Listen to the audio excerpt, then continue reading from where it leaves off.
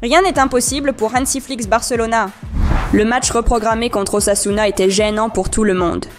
Ni nous, ni notre adversaire ne voulions de cette date. Barça compte plus d'une douzaine de joueurs de niveau international qui venaient de traverser une période intense en jouant pour leurs équipes nationales. Néanmoins, il n'y avait pas de grande inquiétude.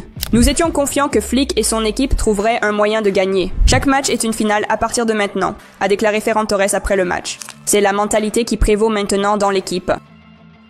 La phase décisive de la saison est arrivée, les matchs qui détermineront le sort des titres.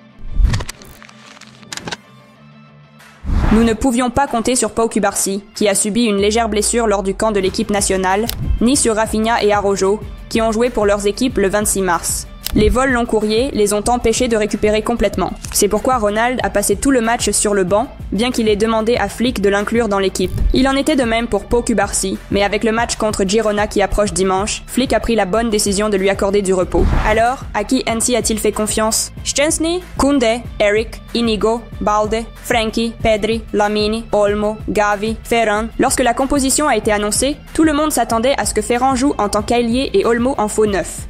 La Liga, par exemple, a listé Dani comme ailier gauche, mais il n'y avait pas de faux neuf. Au lieu de cela, Flick a ressorti les notes de Gavi et a placé Gavi à gauche. En possession, il dérivait à l'intérieur encore plus que Rafinha ne le fait habituellement. Cela a créé un effet de carrousel au milieu de terrain. Frenkie, Pedri, Gavi, Olmo, avec Ferran Torres activement impliqué. Cette combinaison semblait dynamique. Barça jouait avec un mouvement fluide, des changements de position constants, surtout Pedri et Gavi, et Balde s'épanouissant sur le flanc gauche libre. Essentiellement, Flick a utilisé l'une des tactiques clés de Gavi, Inoussa faux ailier gauche, et dès les premières minutes, il était clair que le plan fonctionnait. À la 9e minute, Frenkie a trouvé la course de Balde, qui a passé à Olmo. Malheureusement, le tir n'a pas abouti. Puis vint Flick dans toute sa splendeur. Koundé vers Frenkie, Gavi créant de l'espace pour Balde, le ballon se déplaçant vers le flanc gauche, en travers et Ferran, le requin Torres, concluant l'action. Cela semblait simple, mais c'était une attaque bien huilée. Barça avait 6 joueurs en attaque, 3 dans la surface, causant le chaos pour Osasuna. On s'habitue vite au bon football, et Flick nous a fait l'attendre à chaque match. Couleur, appuyez sur le bouton j'aime si vous appréciez ce que Hansi Flick a fait pour le Barça. Visons 1000 j'aime sous cette vidéo, merci. C'était le 14e but de la saison pour Ferran, et quelques minutes plus tard, il a failli marquer à nouveau. Lamine a repéré le mouvement de Torres, et Ferran a tiré sur le gardien. Notez également le positionnement d'Olmo, Ferran et Gavi. Flick a conçu un système pour exercer une pression constante sur Osasuna, à la fois depuis les zones centrales et les ailes. À la 18e minute, Lamine a surpassé le latéral gauche d'Osasuna, créant de l'espace pour Olmo. Pedri a délivré la passe et seul le gardien a empêché Dani de marquer en 1 contre 1. Un penalty a été accordé, initialement arrêté par Herrera, mais retiré après que le défenseur d'Osasuna soit entré dans la surface trop tôt. Olmo l'a frappé encore mieux, 2-0. Mais le match ne pouvait pas se dérouler sans une blessure. La lourde charge de travail a fait des ravages, et Dani Olmo a été remplacé à la 28e minute par Ferran Lopez. Il est maintenant absent pour 2 à 3 semaines, manquant le match retour de la Copa del Rey contre l'Atlético Madrid. Une énorme perte. En avançant à la 29e minute, un triangle entre Lamine, Pedri et Ferran a presque fonctionné. Puis Lamine a essayé de tout faire lui-même. Pas une course en solo brillante, mais la finition manquait de précision. Tout de même spectaculaire. Bravo.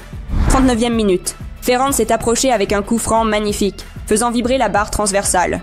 La première mi-temps s'est terminée par une autre tentative de Lamine. Il a reçu la passe de Pedri, a rapidement coupé à l'intérieur et a déclenché un tir puissant. Pour la deuxième mi-temps, Pablo Torre a remplacé Frenkie pour donner un peu de repos aux Néerlandais. Pablo était très actif et sa première tentative était forte. 56e minute. Koundé vers Lamine, Lamine vers Ferran, mais un défenseur a intercepté.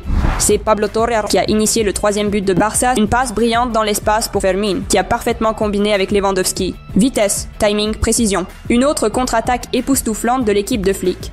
Waouh! Lamine méritait vraiment une passe décisive dans ce match. S'il n'a pas marqué, sa passe à Pau Victor aurait dû être un but. Pur génie de Yamal, mais la finition de Pau était en dessous de la moyenne. Enfin, Pablo Torre a tenté un but à la Olmo.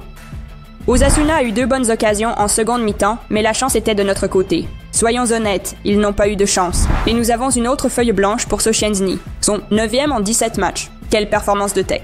Laissez un like si vous avez apprécié ses compétences. Et comment ne pas mentionner la course incroyable de Balde? Il n'est pas juste le prochain Alphonso Dani. Parfois, on a l'impression que son potentiel est encore plus grand. Un véritable supersonique du football. Dans l'ensemble, c'était une domination complète de notre équipe. 64% contre 26% en possession de balle, 90% contre 70% en précision de passe, 19 contre 4 en tir et un XG de 3,19 contre 0,4. Amis, si vous voulez avoir accès à toutes les données statistiques comme nous, téléchargez simplement notre application Barcelone où vous trouverez tout ce dont vous avez besoin pour une analyse détaillée du match en chiffres. L'application est très pratique et extrêmement informative. En plus des analyses, vous recevrez les dernières nouvelles sur votre équipe favorite, à seulement quelques clics. Le lien est dans la description et le commentaire épinglé. Profitez-en. Les remplaçants de Barça se démarquent. Ferran, remplaçant Lewandowski, a marqué. Fermín, entrant en tant que remplaçant, a assisté le 3e but. Gavi et Eric ont également eu d'excellentes performances. Ces derniers mois, aucun d'entre eux n'a été titulaire régulier. Ils font partie des réserves les plus proches de Flick.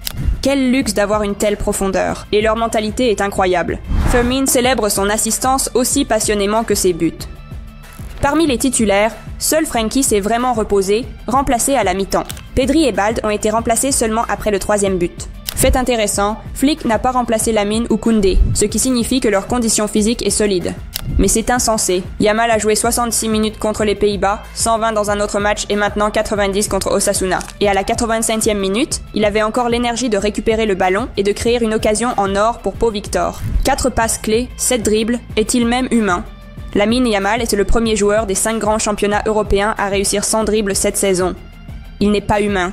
Le seul point négatif, c'est la blessure de Dani Olmo. Manquer 2 semaines dans ce calendrier est énorme. 4 matchs, y compris contre l'Atlético et le Borussia. Mais le Barça a de la profondeur à son poste. Et la situation d'Ansu Fati? S'il n'a pas eu de minutes même dans ce match, c'est clair. Son avenir n'est pas au Barça. Il est temps de trouver un nouveau club. Ce n'était pas un match facile, mais nous avons sécurisé 3 points importants. Malheureusement, nous avons payé un lourd tribut avec la blessure de Dani. Flick a dit après le match: « La mentalité des joueurs est exceptionnelle. J'aime travailler avec eux. Ils aiment le football, ils se soutiennent mutuellement et cela se voit à chaque match. Nous admirons aussi cette équipe, ainsi. » Et enfin, quelques déclarations importantes de Jules Koundé. « Nous sommes en colère à propos de la date du match. Ce n'est pas normal. Nous avons parlé du problème du calendrier de nombreuses fois.